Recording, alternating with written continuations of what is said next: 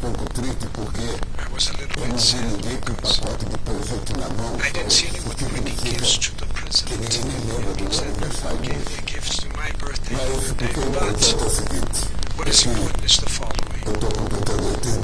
I'm completing 80 years of age today.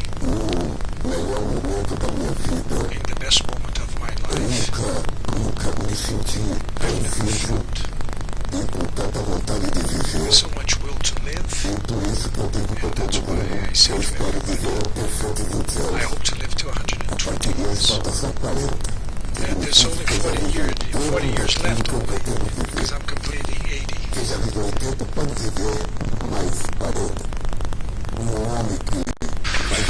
So, the man who is going to live until 120 has already been born according to science, and I hope I'm the one chosen by science to do so. So I'd like to say to you that this is another successful trip by the Brazilian government. Abroad I had visited Indonesia for the last time in 2008 when we established a strategic partnership with Indonesia. We have an extraordinary potential in all areas for us to grow our relation with Indonesia. A very good relationship with President Subianto. And here, I had never been to Malaysia before. I had never visited Malaysia, and to be honest, the Prime Minister Anwar Ibrahim, he is an incredibly pleasant, person. He's someone who likes Brazil.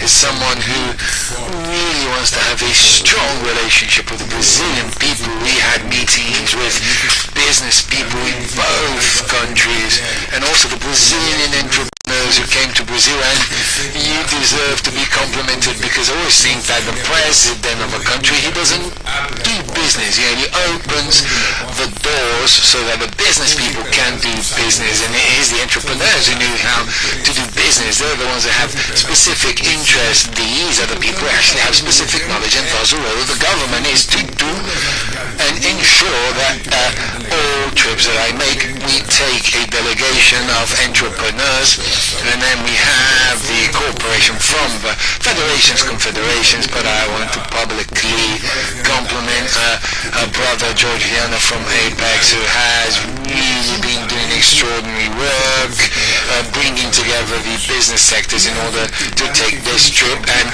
we have been very well received. There's a lot of people that want to come to Brazil, see Brazil, to do business with Brazil. They're very much willing to see what is the energy transition that Brazil is thinking about, and what is this wonderful thing of a country that has almost 90% of its electricity from renewable sources, from a country that has oil, and at the same time is a country that defends that we need to work quickly so that we can actually stop using fossil fuels for us to actually do energy transition. And people want to see and know more about our country, and we need to know what the other countries have to offer us. As for Indonesia, as for Malaysia, first these two ASEAN countries, our trade with these two countries are around $12 billion. That's not much because of the potential that we have in Brazil and these countries. This means that we're lacking a little bit of boldness from our business sector and from our ministers. Instead of staying at WhatsApp, they have to work hard to sell the things that Brazil produces, the things that Brazil has to sell. This is something very important. And then afterwards, I was invited to participate in the 45th ASEAN convention. I'm very happy. I was the first president of Brazil to participate in the G7 meetings. I was the first one that was sent to participate in the CELAC, Latin American meeting, and the African Union's first president to go to the African Union meeting. And so now I participate for the first time in the ASEAN. There are 11 countries are part of ASEAN that have a great affinity with Brazil, and they like Brazil, they admire Brazil, and they have the prospects to make investments and to attract more investments to Brazil. And so Brazil has left that historical moment, that we were just looking towards the U.S. and that the U.S. trade with Brazil would solve the problem to Brazil. And then we started to look towards Europe, that Europe would discover. Then we discovered the obvious, that no one would solve Brazil's problems. The Brazilians are the ones that are going to solve their own problems. And so, knowing that, we have to make our economy grow. We have to increase our trade, our foreign trade, and attract more foreign investments to Brazil. And you can only do that with the chemistry that we have. And you can't do that through WhatsApp or through email. You have to shake hands with the people, look in the eyes of the people, and try to convince the people with words what you're offering a good deal. That's why I leave this country very satisfied, because we're still going to participate in the opening session. There's a dinner tonight. There's a dinner. I'm 80 years old today, and the dinner will be offered by the Prime Minister of Malaysia, and I think it's going to be a very good dinner. I don't know if the press was invited for the dinner, but it's going to be a good dinner, very well. And I leave back to Brazil tomorrow morning, at 8 o'clock in the morning, and I wanted to say to all of you that another important surprise in this trip, if you don't believe in destiny, something different happened. Some time ago, shortly ago, when President Trump published in his post a letter, an open letter to Brazil, and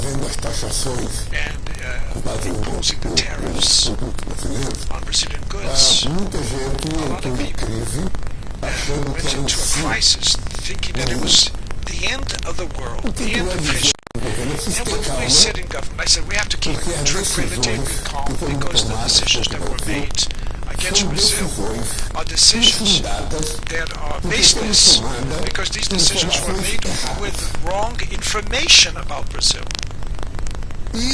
And this was obvious. That is to say, everybody that read that letter that was posted by President Trump knew that information about Brazil were mistaken. And so that's why I said to President Trump on the phone call that we have to put people that love Brazil to negotiate. And I'm a president that has highly experience. It doesn't look like it, but I have a lot of experience. And you can only send to negotiate people that you want to be against the results, or you want to send people that truly want to reach a deal. If you're favorable to the deal and you put someone that to put around the table to negotiate, you won't reach an agreement if they're against it. That's why we have different styles.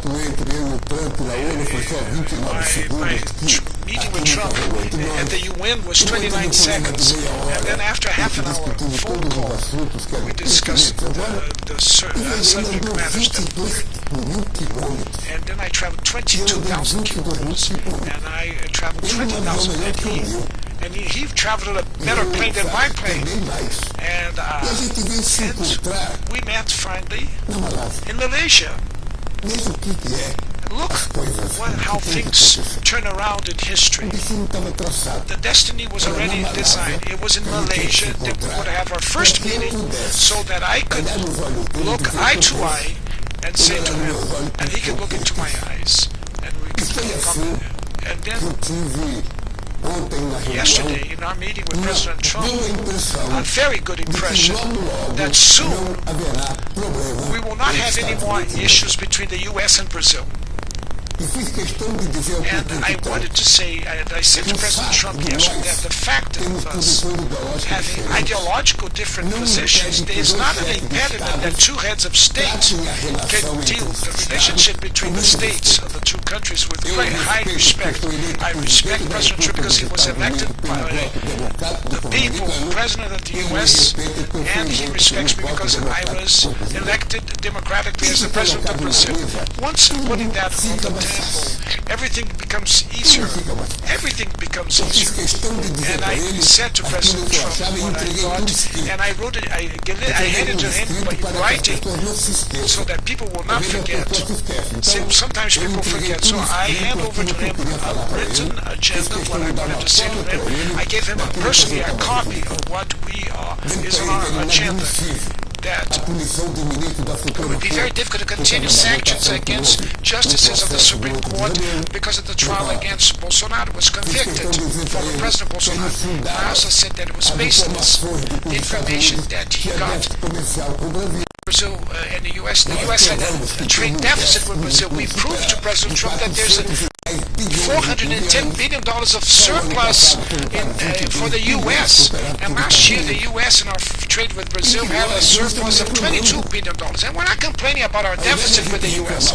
Instead of complaining about the deficit, we have to increase on our productive capacity and the quality of our product and to sell more to the U.S. That's how we do business. And I should say bluntly that I was surprisingly very good. I was surprised for our meeting that I had with President Trump yesterday. It was very good.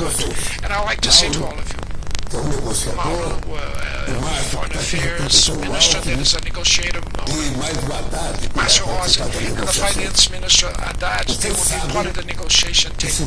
They know that if we rely on Trump and myself, we'll reach a deal with the U.S.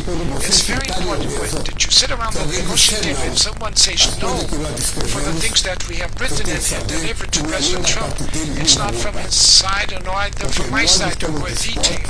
We two presidents are willing so that Brazil and the U.S. can continue to have a good relationship as we have for 201 years. We're talking about 2 centuries of diplomatic relations between the U.S. and Brazil. Sometimes we have certain issues. Sometimes it was dangerous, like in 1964, that the U.S. supported the tackle. But we leave all the issues of the past because what matters in the negotiation team is the future. What are you going to negotiate from here onwards? And they know what we want. First, we want to suspend the over tariffs and negotiate. It's funny that I'm the only president of the world that I recognize that the president of another country has the right to put on hikes on tariffs if these goods and services that are being imported are causing damage to their domestic industry. And once in a while, my minister said to me, you got to tax 50% against Chinese goods imported to Brazil. So I think it's the right of a president of a country to hike tariffs if they're damaging the country domestic economy. But what cannot happen is what happened with Brazil. On the basis of mistaken information, they made a decision to impose tariffs to Brazil up to 50% when they have a surplus trade with Brazil. Now there's no more middleman. Now it's President Lula talking directly with President Trump. Either we like each other or not, we will have to take the responsibility as heads of state to know that our action has to bring benefit for the peoples that elected us. This is how I deal with this issue. And I be very optimistic in this country. And possibly we have a meeting already in Washington with our negotiator. He said that he has the will to visit Brazil. And I said that I'm willing to go to Washington where he wants to meet me.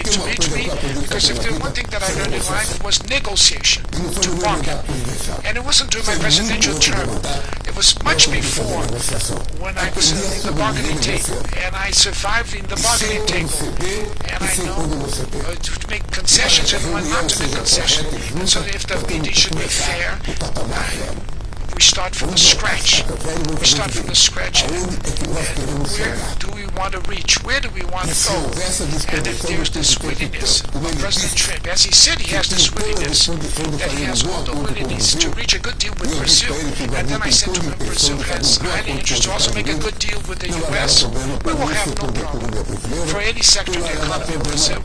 And we don't want to bring problems for our relation between the 2 largest democracies in the hemisphere. And I said to President, on the phone, that Brazil and the U.S. are the 2 most important democracies of the Americas and in the Western hemisphere. And we have to play a role model. We have to serve as an example of free trade, of multilateralism. And this is what I continue to do. I have President Trump's direct phone number. He has my direct phone number. And now if the middlemen fail, they know where things will reach and who's going to get the blame for it. Because many times, I was in the meeting yesterday with you, and I should say to you, the most enthusiastic person was President Trump in the meeting. Now see, obviously, in our teams, there are people that agree, people that disagree, that want to make an agreement or not. I want to say to the Brazilian press that is here, I am convinced that in few days we will reach a solution on the issues of Brazil and the U.S.